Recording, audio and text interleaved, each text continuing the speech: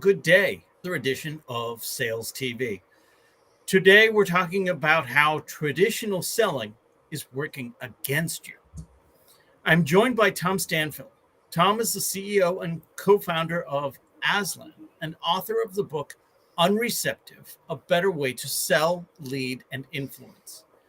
Tom has revolutionized the sales strategies for major industry players like HP, Johnson & Johnson, Cisco, and FedEx, guiding them through the seismic shifts in the sales landscape. Tom, welcome. Thanks, Please tell Rob. us a little bit about yourself and your journey into sales and where you are today. Well, thank you, Rob, and thanks for having me on the show. Excited about the Sales TV. I was first introduced to it when you guys reached out to me and wanted to have me on the show. So thank you. So my journey in sales is, as I was telling a group of sales professionals last week as I was leading a workshop, which I like to do from time to time, is that I've always been a 100% commission salesperson, even before I graduated college. So I'm not an academic, although I've read a lot of books.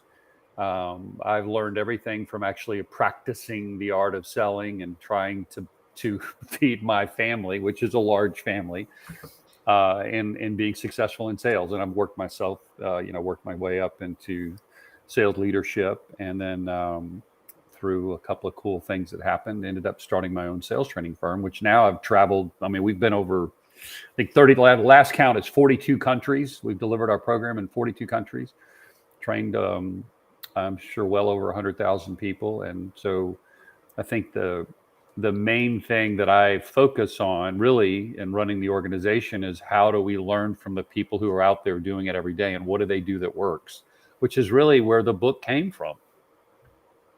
So let's jump right into it then. Mm-hmm. What do you mean when you say traditional selling is working against you?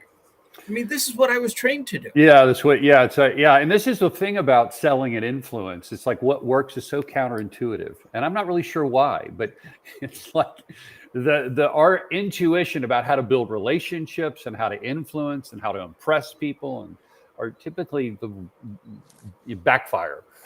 But when you think about traditional selling, so traditional selling is the idea you go to court. Right? If I need to go to court and win an argument. It's a logical argument. You have an opinion and I have an opinion.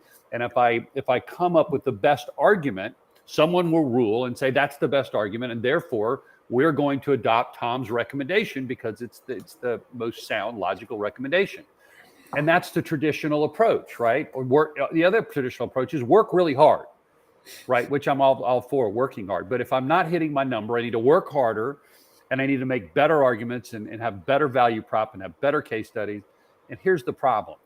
When the customer is emotionally unreceptive, which a high percentage of customers are unreceptive, the principle is when they're unreceptive, when someone's unreceptive, the more you try to persuade them, the more unreceptive they become. So if you sell, you lose. If you don't sell, you lose. Well, this is typically the strategies. Well, let's go. I was talking to somebody yesterday. He said, I want my tigers.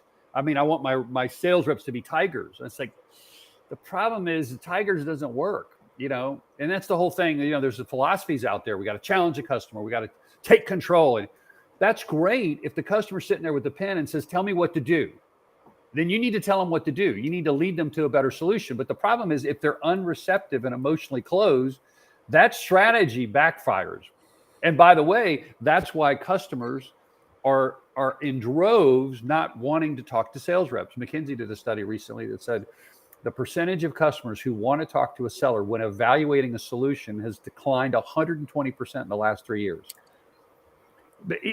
So the information that's available, like we don't have to talk to salespeople. We'll either talk to people who know about the solution or we'll do our own research. And so, because I don't want to suffer through that. So a lot of our work is teaching sales reps to be invitable.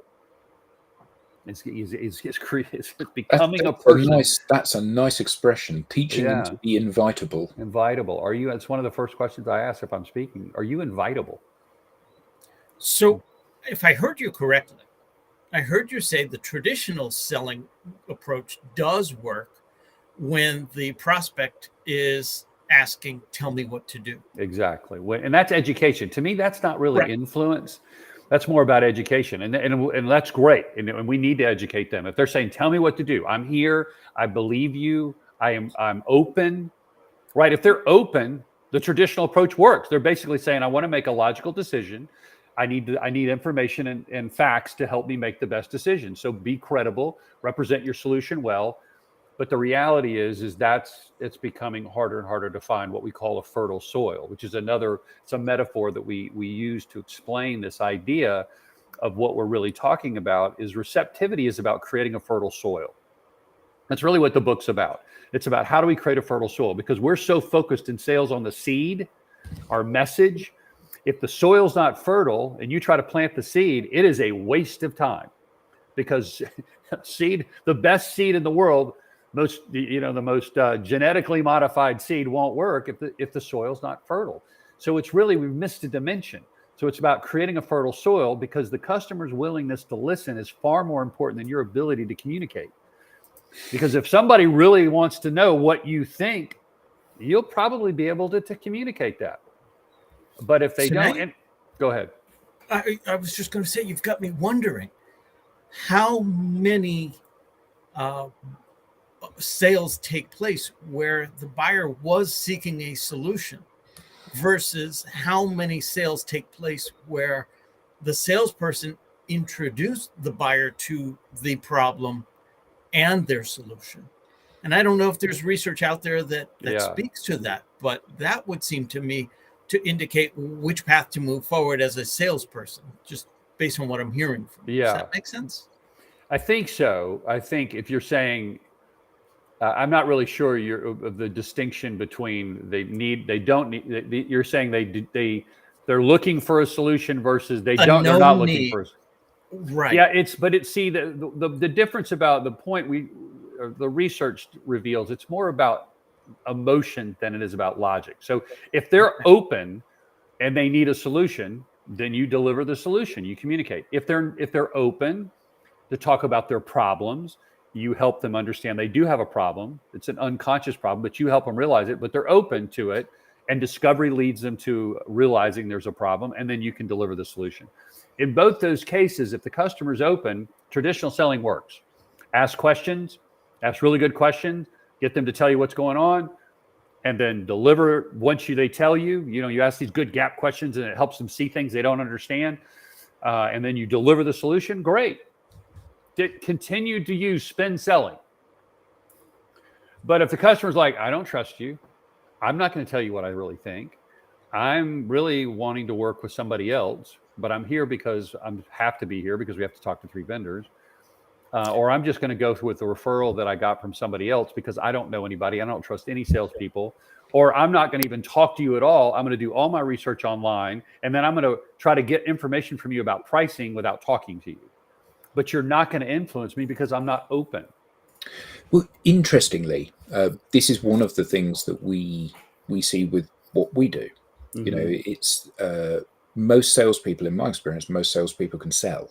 Yeah. The challenge that they have is that they haven't got anyone to sell to because people don't want to talk to them. And I love that. They can tell. They just have nobody that's willing. Well, that's the issue, isn't it? That's beautiful. You've got a lovely way of describing things, and you're very good at articulating that on paper or face to face. But the problem is, if I don't know who you are, it's just words. No seller ever says, "We're third best, we're a bit expensive, we're not always on time." Every seller says, "We're market leading, we can solve this problem, we can solve that problem." So if I don't know you, I've no reason A, to listen to you, and B, believe anything you say. Yeah. And I find it utterly mesmerizing and staggering that I will get an email from somebody that is a financial advisor that I've never met before that says, "I'd like to talk to you about your pension planning." Mm-hmm. And well, why the hell would I tell you anything about my financial situation? Because I haven't got a clue who you are. Right. And we see the same thing with B2B sales. So obviously a personal something is something that's very personal to you. But in B2B sales, I'd like to talk to you about the 5 main challenges facing your business at the moment. My business's 5 main challenges are none of your business. None of you. Yeah. Right. And building that rapport and that basis on which you can get to know somebody and have that trust and that openness, create that openness, is a prerequisite of selling anything these days, isn't it? It really is. It really is, because the percentage of people who are yeah, come on in. I need to meet with people and learn more about pension plans or whatever solution you're offering. I do that as part of my role, is to meet with people who I don't know and learn about solutions. It just does not happen. No, and you can, though. And I want to make sure we talk about hope. You can get meetings. You just can't do it the same way that everybody else do it. I mean, if I look at my inbox, my LinkedIn inbox, my email inbox, everybody is still doing the same thing. They're throwing the same seeds in the same way. Like, they don't need to talk about their solution. They need to describe my problem in a way that compels me to read that email. But that's the problem, isn't it? The problem is that if I met you in the line at a coffee shop, or I met you at a networking event, or Rob introduces me to you, right, there's already a degree of that interpersonal connection. Now, I know that meeting people in the line of a coffee shop, which is emotional. Yeah, but it's not a scalable thing. Yeah, no. But the problem with the email is that it says, whatever the headline, no matter how clever the headline, the problem is that I'm not going to read it because it's from you and I don't know who you are. And that's the barrier that people have to overcome these days, isn't it? It's like, and you said about your LinkedIn inbox, I can pretty much guarantee that today alone you've had 4 emails from people telling you that they can help you redesign your website. And I feel like responding to these people saying, "Oh, brilliant, I've never had an offer like that before." Exactly. Yeah. And then when they say, "Have you not?" Yeah. You have to do these ad channels work. And this is part of what I talk about in the book. But you have to describe their problem in a way that so they do believe that they know you. Like, if you reached out to me, and by the way, this has happened, it's extremely rare, but if you reach out to me and say, "Tom, you own a training company. You have X number of people globally, and your biggest challenge is this." I would read that email, and then I would think, okay, this is interesting. And then if they shared something disruptive about a better way to solve the problems that I have, I would read that. Now, I may not reach out to them, but I'm going to go, I've done this before. I'll keep the email, or I'll pass it along to somebody else. And then they reach out again. And then over time, usually takes a couple of touches, and they become somebody I'm considering. But the same old, we do these, our solution does this, or I want to redesign your website, or I get 10 a week that tell me they're going to generate leads for me. Yeah. Mm-hmm. I'm going to get marketing. You're kidding. You're going to generate leads. That's great. Constant stream of leads. Not one of them. You know what they need to say? You get 10 of these a week. And you know what? And you probably tried it before and it didn't work. Then I'm like, damn right. That's exactly how I feel. But see, they're talking to me. It's not some bot. But actually you wouldn't, though, would you? If you're totally honest, you wouldn't. You'd say, you're damn right. And this one won't work either. Junk. Well, it depends on so we teach 3 things when you are positioning a meeting, and we're just talking about one of the receptivity challenges of getting through the door and getting a meeting. We talk about 3 things. One, you need to lead with what's on their whiteboard, not your solution. Yeah. If you can picture their whiteboard, whatever it says on that whiteboard, if you lead with that, you'll get their attention 100% of the time. If I show you a picture of you, you will look at it 100% of the time. But we show them pictures of us. Hey, this is who I am. Would you like to meet with me? And they don't. That's enough about you, Tom. Let me tell you a little bit about me. Exactly. Then the next thing they need to say is related to the whiteboard problem is a disruptive truth. Some unknown insight, principle, best practice, something that they believe that they don't know is true. Most people believe this, but actually this is true. That gets me to lean in a little bit, and it elevates the seller. And then the last thing they need to do is communicate something that's unique about them. Here's why. You're right. The reason that lead generation campaigns don't work is because this. And I would go, okay, that's interesting. And what we do is specifically focus on sales training industries. And we've been successful at working with these companies because we do the other 2 things that I just mentioned. I would respond to that email. There would certainly be a much better chance of you. Or at least a bet, yeah. And we've tested this. It's not 100%, but it's 365% higher.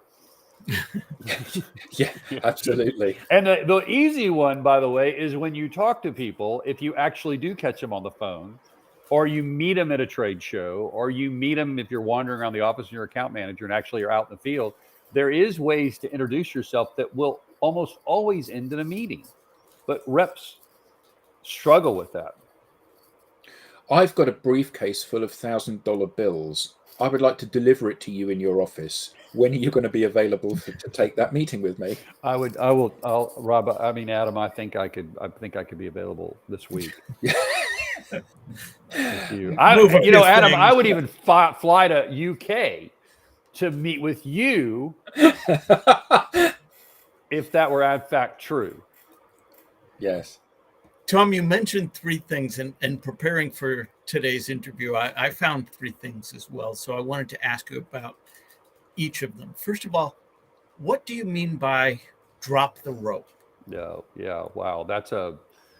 That's when you're talking. You can do that in an email or when you introduce yourself, but it really is a key concept throughout the sales process. So the 3 P's that really drive receptivity is priority, pressure, and point of view. And so we kind of talk about point of view is really, priority is basically who's the hero of the story. And so we can talk more about that. And now that's leading with their whiteboard. That's communicating that they're the hero of the story. And ultimately, really, sales reps, a lot of them really don't make the customer the priority.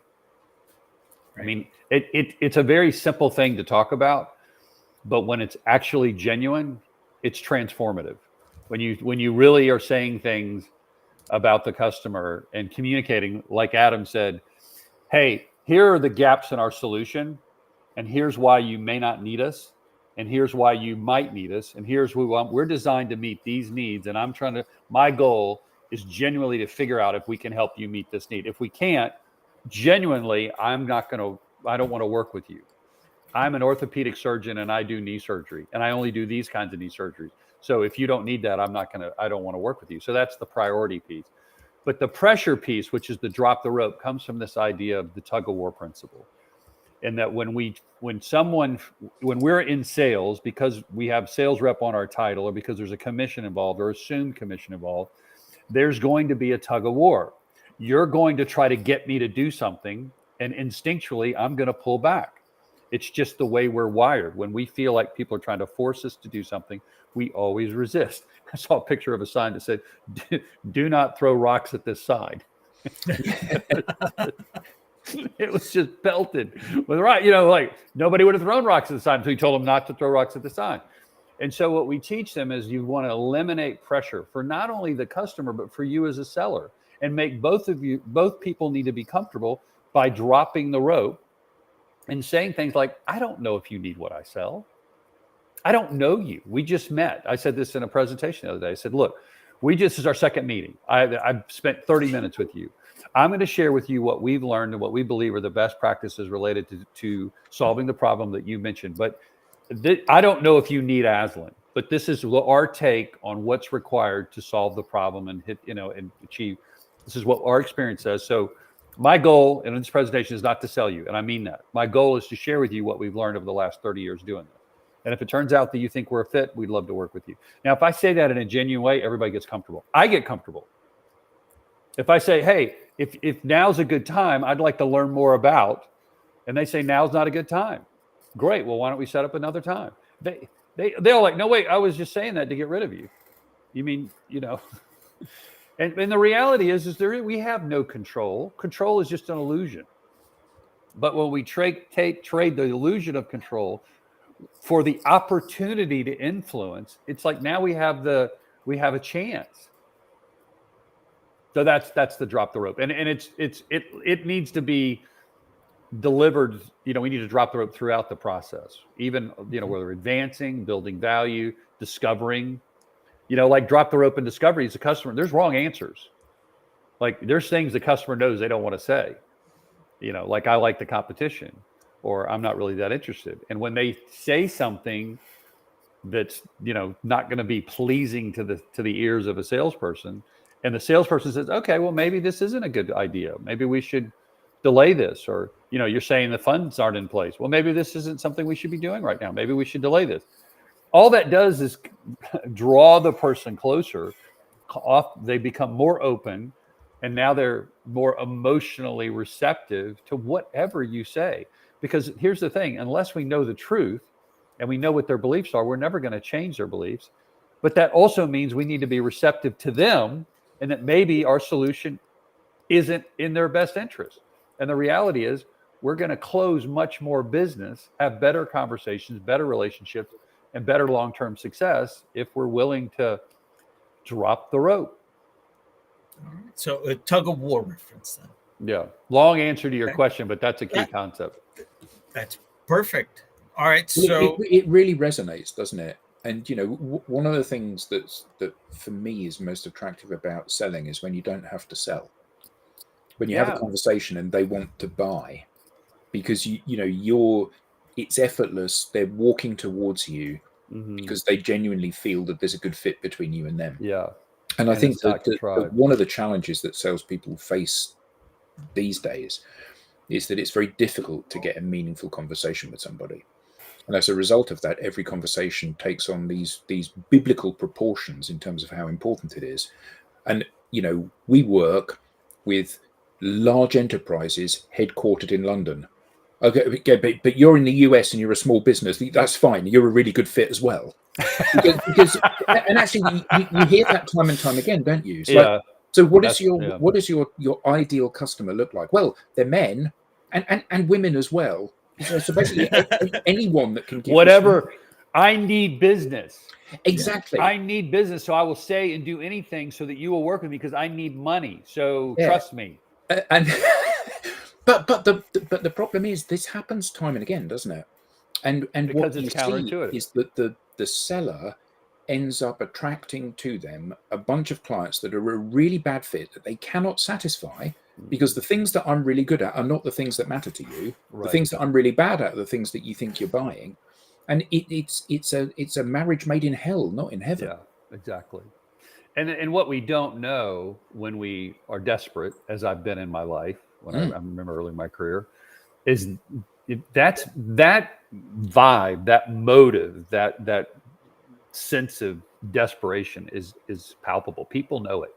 Yeah, the motive is ultimately transparent. People know. And when you're, I mean, I this happened not too long ago where I thought the person was not a fit. I was convinced they weren't a fit. I happened to get this call. Somebody referred them to me. I had to make a call. I filling in for somebody else. So I took the call. I met with this guy. I didn't take a call. I set up the meeting. And I basically was telling the guy, here's why you don't want to do certain things. And here's what you should do. Because I was basically saying, you're not going to work with us. You're too small. That was really the bottom line. You're too small. Yeah, we don't work with small companies. And I was basically, turns out he was a pretty big company, but their response to such honesty about what they need to do and me being so candid and not needing their business at all made them much more attracted to us. They think about, like I always say this, and it's so obvious, like what if you walked in to try to talk to a doctor about surgery and they were desperate for a surgery? Like, please, we need to do surgery. This is it's gonna really, and you sense that you're like, I do not want to work with this doctor. They obviously need the business. But we've all seen this in our lives, haven't we? When you were at high school, the time that every girl found you irresistible was the point when you had a girlfriend. The point when you didn't have a girlfriend, it was like you had two heads. Nobody would look at you twice. And it is really interesting, isn't it, that people find authenticity, honesty, relaxed attitude, openness. They find those things so incredibly attractive. Yeah. And they find that desperation, that hunger, they find that incredibly unattractive. Yes. Yeah. And it unfortunately, salespeople often become their own worst enemies from that perspective, don't they? Well, and that's the whole idea of the traditional selling. It's like that people think that's what they're supposed to do. I mean, it's the language we use, the hunter, that, as the guy said the other day, the tiger, and it's all about us versus them and killing. And because there does need to be tenacity, right? It's not easy to be successful in sales and get started, but the work has nothing to do with who you are and how you interact with the customer. Absolutely. Right. The work comes in with like picking your list and going through your list and sending out your messages and doing your research and becoming knowledgeable and having the expertise to lead the customer to the right solution and knowing what's on the customer's whiteboard and doing the work. Right. That's where the hard work. Then when you get with the customer, it's like you have to relax. And I know it's not easy. Like I said, I've been in sales my whole life, and I've had a large family and have 100% commission. So I've never had a base salary or anybody's guaranteed me anything. So I get it. It's not like I haven't been in the real world, but I've also been desperate, and that didn't work. So you got to work hard to get there. And then when you're there, it's about serving the customer. It really is. That's the biggest, it's the simplest thing to do, but there's a decision that needs to be made before every meeting, because we all default to self. It's a decision to be made before every meeting. It's either about them or it's about me. There's only two options. And when I stop before the meeting and I say, even where if I'm speaking, it's like, this is not a performance.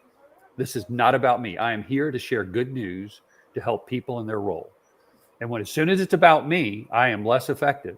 And that is so simple, but it is transformative. And then if you pay attention to when you make it about you, you'll see what happens in the dialogue. And it's so subtle. It is subtle, but these concepts that are very, somebody said it the other day, they're very simple concepts, but they're very uncommonly practiced. But I do think that to a certain extent, there is, people find it very difficult to stand back and view themselves as others see them. So it's like that famous story, isn't it, about the guy goes out for dinner with this girl and it's a first date, and they're sitting at the table and he's talking about, I've got this car and I've got a big house here and I've got this and I've got that and the other. And he said, anyway, that's enough about me. Let's talk about you. What do you think of me? Tom, this has been great. Thank you so much. Thank you. How can people learn more about you? Where can they find you? Oh, love our new website. We just got a new website up, ASLANtraining.com, ASLAN training.com. And so obviously you can learn a lot. Or you check me out on LinkedIn. I think we got connected our channel to LinkedIn. That's Tom Stanfill, Stanfill on LinkedIn. So obviously we'd love to hear from you there. Love to respond to any comments or messages or questions. And obviously the book, UnReceptive, A Better Way to Sell, Lead, and Influence. Check that out on Amazon or anywhere books are sold. My friends are like, where do you get the book? Wherever you buy books. Do you have it handy? Yeah, I do. I got a hand. Here's a picture of it. I don't know if you can see it. Back? It is backwards. Yeah, I figured as much. Yeah. All right.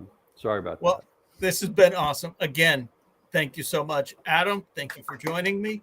This has been another edition of Sales TV. We look forward to speaking with you all again next time.